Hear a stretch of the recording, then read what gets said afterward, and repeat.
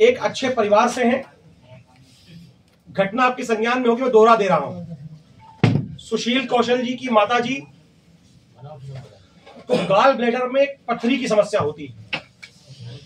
ये बात इसलिए जान लेना आवश्यक है शुरू से, ताकि जो भ्रांतियां फैलाई जा रही हैं हैवानों के द्वारा, उसकी सच्चाई आप तक पहुंच जाए। ठीक ठीक। सुशील कौशल जी की माता जी को गाल ब्लैडर में पथरी की समस्या होती है। वो सोना हॉस्पिटल जाती हैं और उनको ये बताया जाता है कि आपके गाल ब्लैडर से वो पथरी निकल के नली में है। तो इसके लिए उनको भेजा जाता है डॉक्टर अजय चौधरी के यहाँ लखनऊ में, और वहां पर उनका जिसकी जांच होती है। उसके बाद उनका ऑपरेशन यहां पर होता है सोना हॉस्पिटल में। 8 तारीख को उनको एडमिट किया था, 8 दिसंबर को। इसके बाद 9 दिसंबर को उनका ऑपरेशन किया जाता है। 9 दिसंबर को ही शाम को 4:30 बजे परिजनों को बताया जाता है कि जिस महिला का ऑपरेशन किया गया है उनको सांस लेने में समस्या हो रही है। तो इन्होंने कहा कि जब जांच पूरी आपने करी है, पहले सारा कुछ ठीक ठाक था, तो गाल ब्लैडर की पथरी की समस्या मैं समझता हूं आज के समय बहुत नॉर्मल समस्या है। इसका ऑपरेशन एक दिन में ऑपरेशन करके लोग डिस्चार्ज कर देते दूसरे दिन। लेकिन महिला को होश नहीं आ रहा था। जब इन्होंने पूछा इस बारे में, जैसा कि इन्होंने कोतवाली में जो शिकायत दर्ज कराई उसमें भी लिखा हुआ है कि अस्पताल ने स्वीकार किया कि जो एनेस्थीसिया की डोज दी जानी थी उसकी मात्रा थोड़ी ज्यादा हो गई है, इसके चलते उनको ये कॉम्प्लिकेशंस हो रहे हैं, जिसके परिणाम स्वरूप उनको तत्काल जो है यहां से आप बात मैं कर ले रहा हूं, और उनको डॉक्टर हरिओम यादव के यहां से सोना हॉस्पिटल से उनको निर्मला रेफर किया जाता है। निर्मला वो आती हैं 9 तारीख को रात में शाम को 6 बजे के आसपास। वहां उनको वेंटिलेटर पे डाला जाता है, उनकी रिकवरी भी होती है। 13 तारीख को प्राइवेट वार्ड में उनको शिफ्ट भी करने की किया जाता है। अब मैं आपसे पूछता हूं, अगर हालत में सुधार ना होता तो क्या कोई महिला वेंटिलेटर से निकालकर जाती प्राइवेट वार्ड के अंदर? नहीं जाती। उनको सुधार हुआ। इसके बाद 15 तारीख को जब ये हुआ कि इनको कल डिस्चार्ज कर दिया जाएगा, तो 15 तारीख को सवेरे 9 बजे एक इंजेक्शन है जिसको हेपरिन बोलते हैं।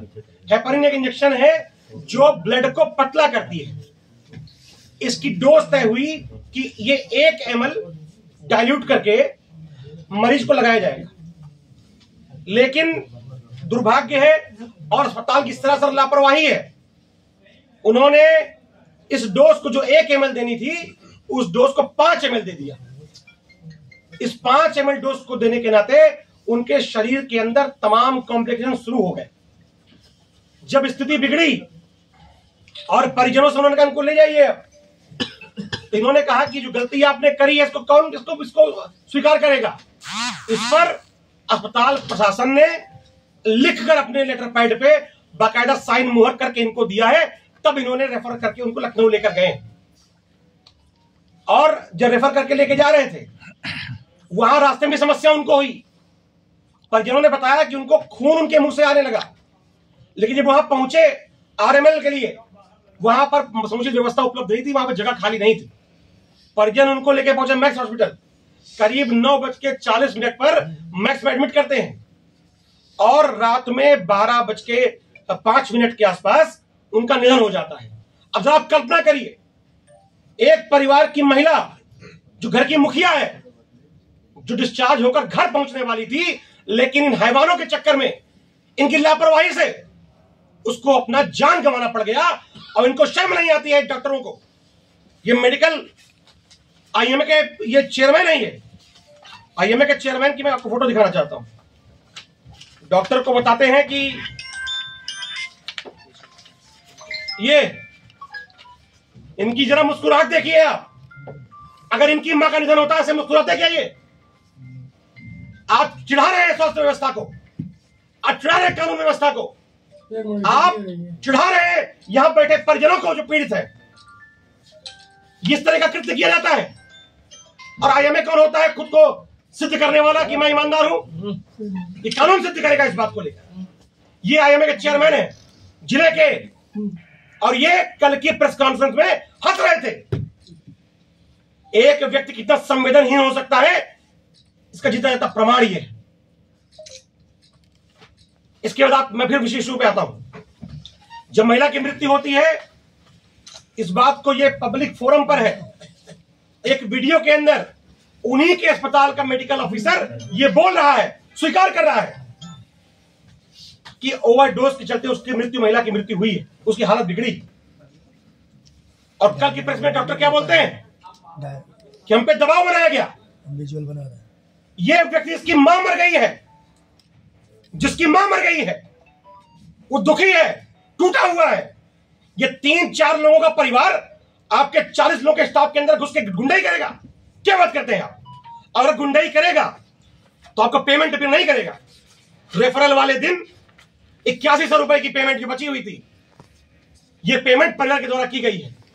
गुंडाई करते तो पेमेंट ना करते, फिर ये पेमेंट 8100 रुपए की पेमेंट इन्होंने की है। और अगर ये कह रहे हैं कि परिवार ने दबाव बनाया है, तो ये उत्तर प्रदेश की पुलिस पर सवाल उठा रहे हैं। दर्जनों की तादाद पुलिस वहां पे खड़ी हुई है। इनका मेडिकल ऑफिसर स्वीकार कर रहा है कि हमारे स्टाफ की लापरवाही जान गई है। कौन दबाव के ऊपर था भाई? कौन दबाव के ऊपर था? पुलिस की उपस्थिति में आपका स्टाफ स्वीकार कर रहा है, और कोई स्वीपर नहीं है, वो आपके यहाँ इंचार्ज है, मेडिकल ऑफिसर है, वो स्वीकार कर रहा है। लेकिन मैं क्या बताऊं, नैतिकता कितनी गिर चुकी है, डॉक्टर्स की आत्मा मर चुकी है। और मैं धन्यवाद दे रहा हूं डॉक्टर्स को भी, जो कल इन हैवानों के साथ खड़े नहीं हुए, लेकिन उनको भी मैं जनता पहचाने इस जनपद की, जो लोग एक महिला की मृत्यु के बाद संवेदना प्रकट करने के बजाय एकत्रित होकर पीड़ित परिवार पर आरोप लगा रहे हैं। पीड़ित परिवार से कह रहे हैं, के बारे में बता रहे हैं कि ये पैसा मांग रहा है। हम आरोप लगा रहे हैं उनके ऊपर कि उन्होंने हमारे परिवार की मां को मार दिया। सबूत मेरे पास है, सबूत वो दे, क्या इसने पैसा मांगा है, देंगे सबूत। अपने कृत्य को छुपाने के लिए इतना नीच काम वो कर रहे हैं, उनको इंसान की श्रेणी में नहीं रखना चाहिए। इसके बाद ये कल एक पर्चा लहरा रहे थे, एक पर्चा लहरा रहे थे डॉक्टर मिलके सारे। वो पर्चा मेरे पास भी है।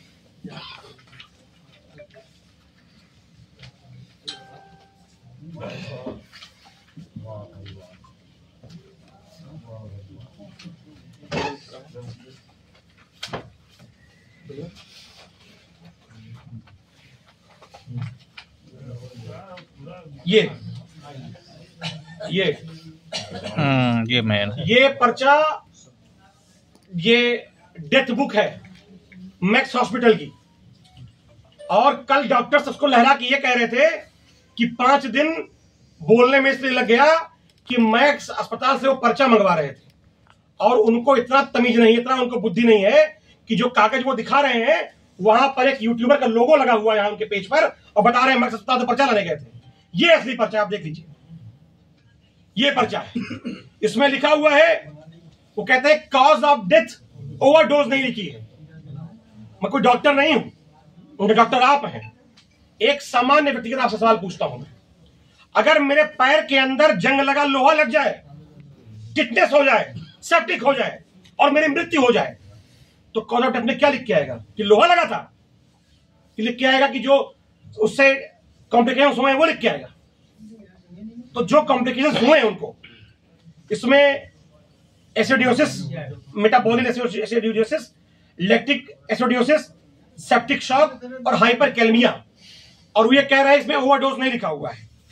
मैंने कुछ डॉक्टर से बात करी और मैंने कहा कि हेपरिन, अगर हेपरिन किसी को जिसकी उम्र 50 वर्ष है और उसको 1 ml डोज देनी है, 5 ml लग जाए, तो उसकी क्या उसको समस्याएं हो सकती हैं। जो समस्या इसमें लिखी है, metabolic acidosis, lactic acidosis, septic shock और हाइपरकैलमिया, मैं बताता हूं आपको। अगर एक बात और ये कह रहे थे कि तुरंत उसको दिक्कत क्यों नहीं हुई, समय क्यों लग गया। अब आप देखिए क्या है, जब हेपरिन की ओवरडोज लगती है तो ये काम कैसे करता है। आधे घंटे के अंदर हेपरिन का असर शुरू हो जाता है, रक्त का थक्का जो होता है, क्लॉटिंग होती है, वो बनना कम हो जाता है। इससे लीवर और किडनी और जहां ऑपरेशन हुआ है वहां दिक्कत शुरू हो जाती है। 30 मिनट से 2 घंटे के बीच, 2 घंटे के बाद उसका बीपी कम हो जाएगा, हार्ट रेट तो बढ़ेगा तो कम हो जाएगा, नॉर्मल नहीं रह जाएगा, सांस फूलेगा, पसीना होगा, बेचैनी होगी। 4 घंटे बाद मल्टी ऑर्गन हाइपोपरफ्यूजन, यानी कि जो मेन रक्त की प्रवाह के प्रमुख अंग है वहां पर ब्लड नहीं रुक जाएगा, ब्लड फ्लो वहां पे।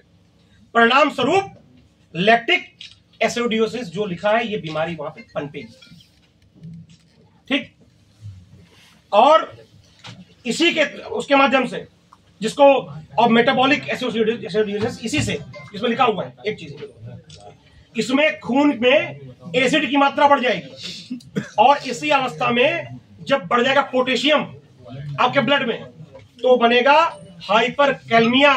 जो कल ये लहरा रहे थे डॉक्टर, इनको लगता था यही ज्ञानी खाली धरती बैठे हैं, ये बता रहे थे ना कि हाइपरकैलमिया ओवरडोज से फिर जब ब्लड में बढ़ेगा पोटेशियम तो होगा हाइपरकैलमिया। और 8 घंटे बाद, बहुत से केस में 12 घंटे लगते हैं, शरीर में मल्टी ऑर्गन फेलियर का चरण शुरू हो जाता है। सेप्टिक हाइपोवोल्मिक शॉक जो इनमें लिखा हुआ है इन्होंने, बॉडी कोलैप्स हो जाती है, मृत्यु हो जाती है। ये जो दवा है हेपरिन की ओवरडोज की, ये दुष्प्रभाव है। और इन्होंने जो बताया है 4 से 6 घंटे के भीतर स्थिति बिगड़ जाती है। इन्होंने 9 बजे डोज दी है, 3:30 बजे रेफर किया है। ये कहीं मैं अलग से कुछ लेके नहीं आया, ये सब मेडिकल साइंस में लिखा हुआ है। इसके बाद जो एसिडोसिस शॉक और ऑर्गन फेलियर ये 12 घंटे में हुआ। रात में 12:05 पे महिला की मृत्यु हो गई। और ये जो हंस रहे हैं, इनके बगल में बैठे डॉक्टर ने कहा था कि 5 ml लगेगी तो मरीज मरता नहीं, नाक से खून आता है। मैं उनको चुनौती दे रहा हूं, ये बैठे 5 ml लगवाएं और निकालें नाक से खून अपने जो है, उसके बाद है इनके अंदर हिम्मत। तो इस तरह के डॉक्टर जो आए दिन, और बड़ी बात यह है कि डॉक्टर बनौधा और निर्मला अस्पताल ये कोई नया मामला नहीं है, आए दिन इनके मामले सुनने में आते रहते हैं। आप पत्रकार से कुछ छुपा नहीं होगा, लेकिन आज ये मामला किसी के जान से जुड़ा हुआ है और संवेदना प्रकट करें। अगर कल ये जो मुस्कुरा रहे महोदय, अगर ये इनके पिताजी डॉक्टर अरुण श्रीवास्तव संत आदमी थे, मेरे बहुत अच्छे संबंध उनसे थे, रामकृष्ण सेवाश्रम चलाते थे। वो कहते थे कि मैं उस प्रभु का सेवक हूं जिसको ज्ञानी लोग मनुष्य कहते हैं। ये कोट करते थे विवेकानंद जी का, ये उनके सुपुत्र है जो कह रहे हैं अगर ये कल करते प्रेस और वहां पे पहले 2 मिनट का मौन रखते मृतका के आत्मा की शांति के लिए, मैं मानता हूं कुछ संवेदना बची हुई है। लेकिन जिस तरह से मुस्कुरा के डॉक्टरों के समूह ने इस पूरी स्वास्थ्य व्यवस्था का और एक पीड़ित परिवार का जो मजाक उड़ाया है, इसकी कोई भरपाई नहीं की जा सकती है। तो एक जो पहली उन्होंने बात कही कि हमको प्रताड़ित किया गया, हमको डराया गया, धमकाया गया, मैं उसका जवाब को दे दिया। इन्होंने दूसरा बताया कि ओवरडोज क्यों नहीं लिख के आ रहा है उसमें, कॉज ऑफ डेथ में, वो मैंने आपको बता दिया। इसके अलावा डॉक्टर्स जा रहे हैं रोज रोज दबाव बनाने के लिए, ज्ञापन देने के लिए जा रहे हैं। आज दिन सोमवार का है, जिला चिकित्सालय के अंदर पूरे जनपद से मरीज आते हैं अपनी उपचार कराने के लिए। ये आज 10 बजे के बाद की फोटो जिला अस्पताल की है। ये डॉक्टर साहब यही हैं जो मुस्कुरा रहे हैं। इनको ड्यूटी नहीं करनी है, इनको ड्यूटी नहीं करनी, इनको ज्ञापन देना है। एक फोटो नहीं है, ये देखिए, ये डॉक्टर्स की फोटो है और ये जो डॉक्टर मुस्कुराने वाले हैं इनकी फोटो, ये देखिए, ये डीएम साहब ज्ञापन देने गए थे, ड्यूटी छोड़ के गए थे ज्ञापन देने।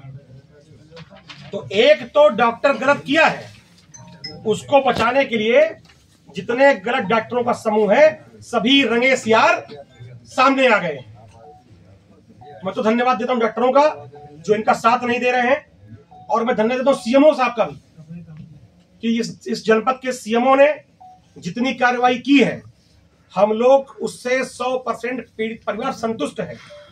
हम सीएमओ को धन्यवाद देते हुए कहते हैं कि सीएमओ साहब इस जांच को आगे बढ़ाएं, क्योंकि वो कह रहे थे कि हरिओम यादव जी गए हैं कहीं बाहर गए थे शायद, वो आ जाएंगे तब जांच करेंगे। कलकत्ता गए थे, अब तो खैर आ गए, कल देखा आपने नहीं देखा बोलते एक चीज